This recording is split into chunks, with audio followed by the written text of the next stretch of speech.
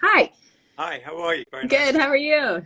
very extremely well. Tell everybody about your new latest book about the restaurant, the history of dining out, the restaurant. Well, obviously this is back to front, but it's called The Restaurant. It's a history of eating out. In the States, it has a slightly different cover. It's called A 2000 Year History of Dining Out, because you talk about dining out rather than eating out. And it basically traces the restaurant story from, well, I go back as far back as Pompeii in AD 79 when there was a thriving hospitality industry. And then I come right up to date.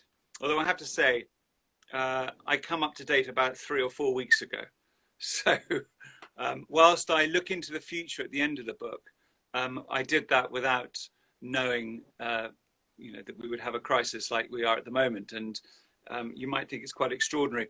I mean, some people have said it's impeccable timing that my book has come out, A History of Eating Out When You Can't Eat Out. I have to say that was a coincidence.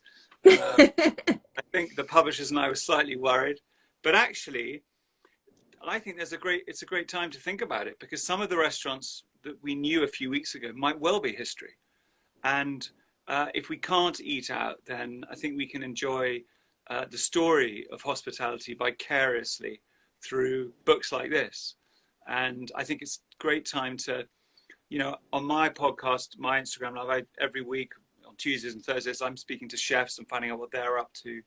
And even though the whole industry is sort of on hold at the moment, thank goodness that the food world is full of, I think, some of the most creative, energetic, passionate, and ingenious people.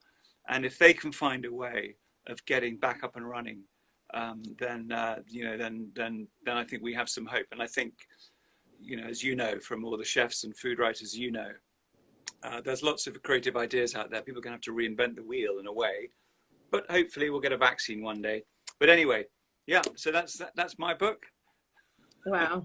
But there have been times, as you point out in your book, where the dining industry has been disrupted before and has had to rebound. So tell me how other points in history have allowed us to come back and have a thriving restaurant industry again. Well, obviously, war isn't great for the restaurant business, and I think certainly, world wars were a kind of certainly. I think for the story of British food was sort of final nail in the coffin after the Victorian era.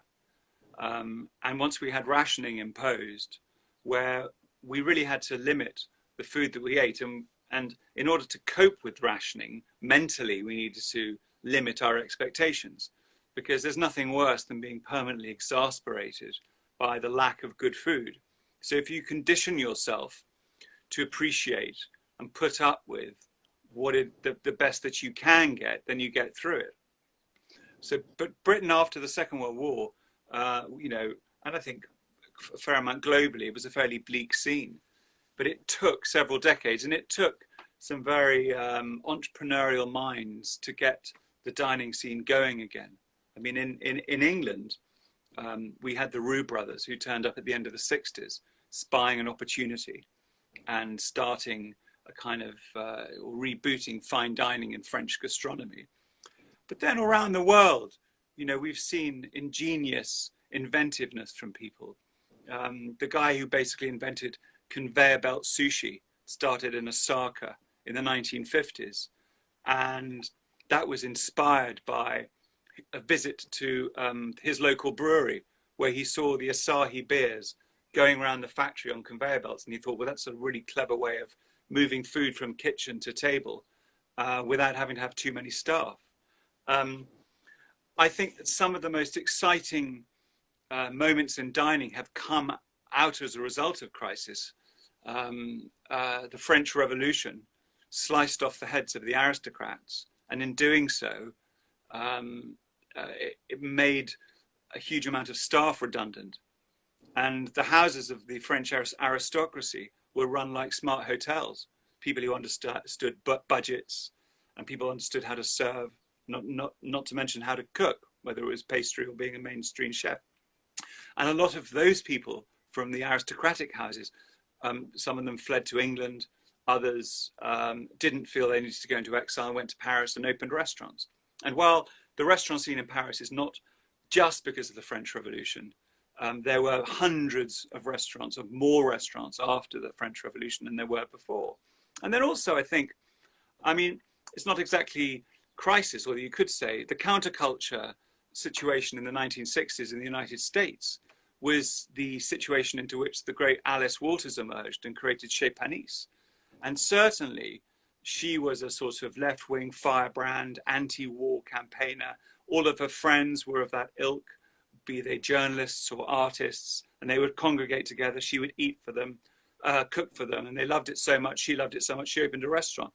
But there was a spirit of counterculture there, but also she opened as a direct rebellion, if you like, against the growth of the fast food world. She wanted to connect farmers with people. She wanted to embrace farmers as well as locality and seasonality. So, yeah, there are moments in, the restaurants aren't created in a vacuum. They're part of culture, they're part of politics, they're part of economics. They're planned according to the economy of a country, and they can be a reaction to or go side by side with the political or the media landscape. So, when we lose them, we lose a cornerstone and a key part of our culture, I think. It's so true. The big problems we have is about how the lockdown unlocks and what going into a restaurant feels like. Because hospitality is not about seeing members of staff in masks and having to sit 2 meters apart from another table. I mean, what happens to the banter between couples, and on the next door table? If you're at a bar and you're a pub, half the fun is the queue and waving of your note to try and get the attention of the bar staff. That hustle and bustle, they're part of hospitality. So I think that it's going to be very, very difficult. I think lots of chefs are trying to keep themselves occupied by doing as much as they can, by doing takeouts and so on, reinventing their business, becoming retailers. Quite a lot of them are turning to food box delivery, because a guy called Mike Robinson in this country, who's a great lover of wild food. He has a restaurant called The Woodsman in Stratford-on-Avon, where Shakespeare was born. And he is now sending out boxes of venison that he culls himself. But the problem is, whilst his passion is wild food, it often takes the customer to go into a restaurant to pluck up the courage to order something that's not pork, lamb, or chicken. And there's only so many people that want to buy venison. And actually, if not restaurants are open and don't order them, we're going to have a whole country roaming with deer. And actually, that could create quite a lot of damage. So it's so hard to see what's going to happen. Did you see, I saw a picture in either the New York Times or Wall Street Journal yesterday, or maybe it was the Post. Well, anyway, whatever. There's a place there's a Dutch restaurant, and they have little glass houses that are butted up against each other so that everyone is right next to each other, and then you can put the meals inside the glass containers. I don't know. I mean, at least you can see everybody. Anyway, who knows what's coming. But similar thing of people sunbathing in sort of mini pods. Yeah. On the beach of the south of Spain. It's crazy. I think that people are going to have staycations for the next few months. If you have a barn, do it up. Well, if you, I saw on your website all about your little supper clubs, and that is now a dream. That is like on my bucket list of things to do. If you bring those back at some point, I want to come. So I would love to. As someone, because I eat in so many restaurants, I suppose, you learn from seeing how people operate. So it really helps when you run your own supper club. If you've seen great maitre d's operate, when you have your own problem, you remember, what would Diego Matziega, who ran the 3-star Michelin Waterside Inn in Bray, the Roux Brothers restaurant, how did he deal with really rude customers? And you have to sort of remember that when you're dealing with your punters, because it's all about service and so on. Right. And one's instinct, certainly as a critic, is to sort of throw food back at them, and throw it back at you when you're running. So yeah, well, I just hope to start again one day. Me too. Well, thank you so much for coming on. I'm excited to hold up your book one more time for everybody, called The Restaurant. If you cannot go out, at least you can read the book. So we have that.